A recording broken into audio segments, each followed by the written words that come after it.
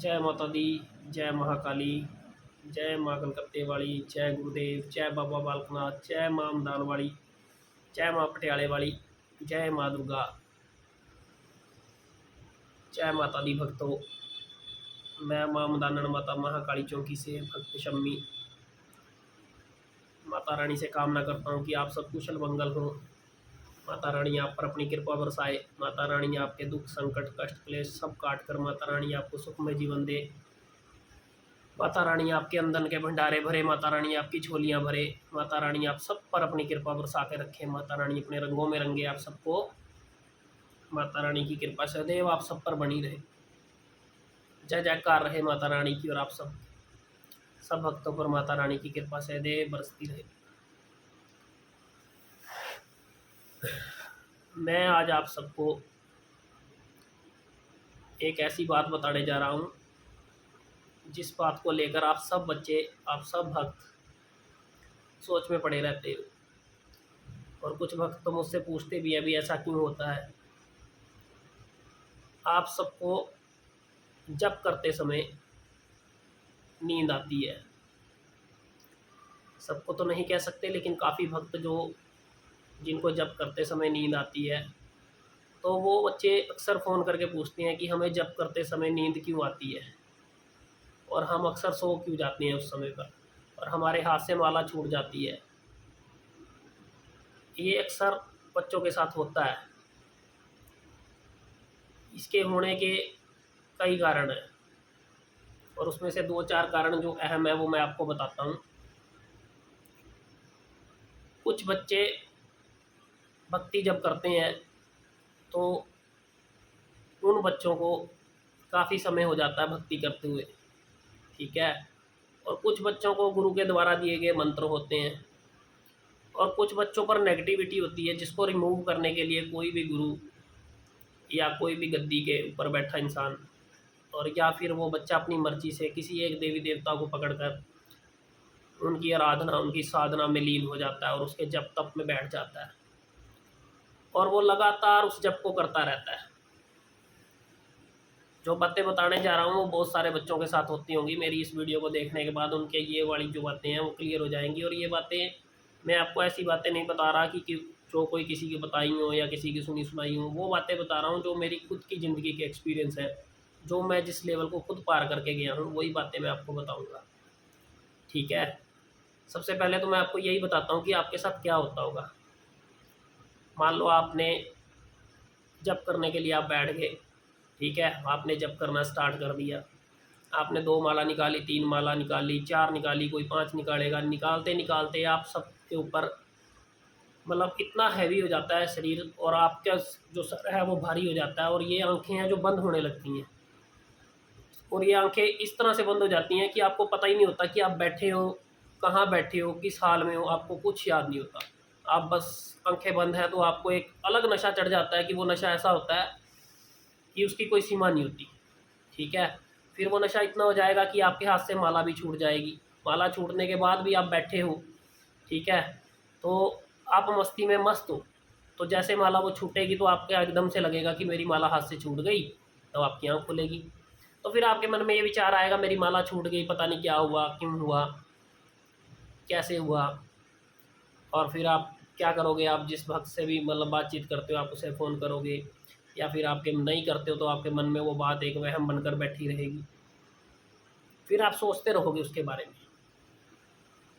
लेकिन मैं आपको ये भी बात बता दूं कि इन बातों को सोचकर अपना समय ना खराब करें, ना ही इन बातों से की चिंता करें कि आपकी माला क्यों छूटी, आपको नींद क्यों आई। और कुछ बच्चों को तो ऐसा होता है कि मान लो जब करने बैठ गए हैं तो उनको ऐसा हो जाएगा कि मुझे उसे इतना नशा हो जाएगा कि वो उनको नींद का मतलब उनकी नींद की भी कोई सीमा नहीं रहेगी और उनको मजबूर होना पड़ेगा कि मैं उसी गद्दी पर सीधा का सीधा लेट जाऊँ।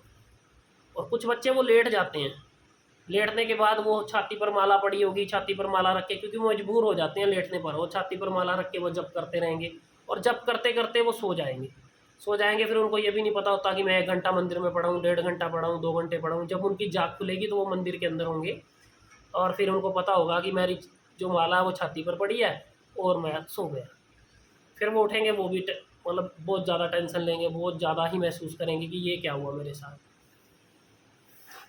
लेकिन मैं आप सबको ये बात बता देना चाहता हूँ कि जिसके साथ भी ये साइन होता है ना, वो बहुत ही अच्छा साइन है। ठीक है, ये बहुत ही अच्छा लक्षण है इस चीज़ की प्राप्ति का कि देवता आपसे खुश है, देवता आपकी तरफ खिंच रहा है, देवता आपकी तरफ चल कर आ रहा है। उसका कारण ये है कि वो जब जप करते हो तो वो जप की ऊर्जा, वो देवीय शक्ति जो आपको मतलब आपके इर्द गिर्द चल फिर रही है, जो आपके आसपास आ रही है, जो बार बार आपको एहसास दिला रही है, समझ रहे हो, उसकी तरंगे आपको छू रही हैं, उसका नशा इतना होता है कि आपका शरीर उस नशे के लिए मतलब उस नशे को मतलब वो ओढ़ नहीं पाता, आपका शरीर उसके उस काबिल नहीं होता। वो आपके शरीर में जितनी ऊर्जा सम्माहित हो सकती है उससे कई ज़्यादा उसका ऊपर लेवल होता है। वो लेवल ऊपर होने की वजह से वो आपको नशा इतना चढ़ जाता है, इतना चढ़ जाता है कि आप एक हिसाब लगा लो, जिसको मतलब खड़ी भाषा में बोल दो भी, चित्त हो जाते हो। ठीक है, आपको वो नशा इतना होगा कि आप उसे, वो ऐसा ही नहीं है, आप उसे सहन नहीं कर पाओगे और आप उस नशे के में धुत होकर, जैसे एक इंसान हद से ज़्यादा किसी चीज़ का नशा कर लेता तो वो ये नशे से बड़ा कोई नशा नहीं है। ठीक है, जिसको ये नशा हो गया वो इस नशे को ओट नहीं पाता, तो फिर वो बच्चा क्या करेगा, सो जाएगा, आंखें बंद हो जाएंगी, आंखें बंद हो जाएंगी, वो मतलब लीन हो जाएगा। लीन होने के बाद जब वो ऊर्जा का प्रभाव इतना ज़्यादा होता है, वो मंत्र जाप जो करते हैं उस मंत्र का प्रभाव इतना ज़्यादा होता है, कई मंत्रों का तो प्रभाव इतना ज़्यादा होता है कि बच्चे उठ नहीं पाते हैं, जिस वजह से वो नींद आती है, जिस वजह से वो बच्चा सो जाता है। और वो बच्चे को इतना नशा होगा कि वो बच्चा जब बेसुद्धि के अंदर बैठा रहेगा वो तब तक जाग नहीं खुलेगी जब तक उसको कोई झटका नहीं आएगा दोबारा हट के, या उसकी माला नहीं गिरेगी। ठीक है, या फिर वो बच्चा अपने आप से वो जाग नहीं खुलेगी, तो वो बच्चे को कोई सुद्धि नहीं रहेगी, वो बच्चा मतलब ये लगा लो कि परमात्मा में लीन। ठीक है, वो उसी नशे के अंदर वो अपने आप को नहीं रोक पाता। अब सिंपल सी बात बताता हूँ, ये तो नशा एक अजब है। अब ये अब हम खाना खाते हैं, रोटी खाते हैं, तो आपको पता है ना, एक समय पे जब रोटी खाते हैं तो रोटी का नशा कितना होता है। जब आप भोजन करोगे तो भोजन में इतना नशा होगा कि वो नशा आपको सुस्ती डाल देगा, आपका शरीर बैठने का मन करेगा लेकिन आपका शरीर बैठेगा नहीं, क्योंकि उस शरीर के अंदर वो जो रोटी है, वो भोजन है, उसका नशा इतना हो चुका है कि वो नशा भी, हालांकि देखो खाने में नशा नहीं है, लेकिन फिर भी कहते हैं कि जो रोटी में नशा है वो नशा किसी चीज़ में नहीं होता। ठीक है, और जब रोटी खाओगे, वो रोटी खाने के बाद या अगर हद से ज़्यादा खा लोगे तो वो दिक्कत देगी। ठीक है, अगर आप उसको नॉर्मल तरीके से खा लोगे या खा लेते हो या थोड़ा उससे ज़्यादा भी खा लेते हो तो वो इतना नशा कर देगी आपको कि वो भी आपको सोने पे मजबूर कर देगी। ठीक है, जबकि उस रोटी के अंदर भी वो ऊर्जा होती है, वो नशा होता है जो आपको, आपका शरीर नहीं उठता उस समय पे और आपको नींद आ जाती है। तो फिर ये तो जप है, जब जप करोगे आप तो जप की शक्ति इतनी होती है कि आपका शरीर उठ नहीं पाता, और उन बच्चों पर तो खासकर जिनकी नेगेटिविटी रिमूव हो रही होती है। ठीक है, जिनकी नेगेटिविटी रिमूव हो रही होती है और उस पर मालिक का नशा चढ़ रहा होता है, माता रानी हो गई, पीर फकीर हो गया, जिसकी भी आप जप में बैठे हो, ठीक है, नाथ हो गए, जिनका भी आप जप कर रहे हो निरंतर, उस जप का नशा इतना हो जाएगा कि आपको स्वयं से ही नींद आने लगेगी, वो नशे की ऊर्जा आप ओढ़ नहीं पा रहे हो, वो नशा एकदम से इतना चढ़ जाएगा कि आप सोच भी नहीं सकते। जिन जिन बच्चों ने ये सवाल पूछा आज उनको भी उनकी बातों का जवाब मिल जाएगा। ठीक है, मैं यही कहना चाहूँगा कि इस बात को लेकर कोई भी चिंता मत करो, इस बात को लेकर आप खुश रहो कि ये आपके लिए बहुत ही सौभाग्य की बात है कि माँ रानी और वो मंत्र आपका काम कर रहा है, देवी देवता आपके लिए काम कर रहा है, और वो देवी देवता आपको बहुत जल्द प्राप्ति की तरफ लेकर जा रहा है। आपके हर काम को वो खोलेगा, आपके हर काम को वो पूरा करेगा। ठीक है, और वो चीज़ें अक्सर होती हैं, वो अक्सर उन्हीं बच्चों के साथ होंगी जिनके ऊपर वो ऊर्जा बिल्कुल काम करेगी। ठीक है, काम नहीं करेगी तो उस बच्चे को नशा भी नहीं होगा। कुछ बच्चे ऐसे होते हैं जो मंदिर में बैठ जाते हैं ना, उनका ध्यान कहीं और होता है, वो जप करने में बिल्कुल भी उनका मन नहीं होता, तो उन बच्चों पर ये चीज़ें वर्क नहीं करती। वर्क उसी पे करती हैं जो भगवान की भक्ति में लीन होकर बैठता है, जिसको पता होता है कि मैं आज बैठा हूँ तो मैंने अपने प्रभु को पाना है, मैंने अपनी परमात्मा को पाना है, माता रानी के लिए मैं जप करने के लिए बैठा हूँ।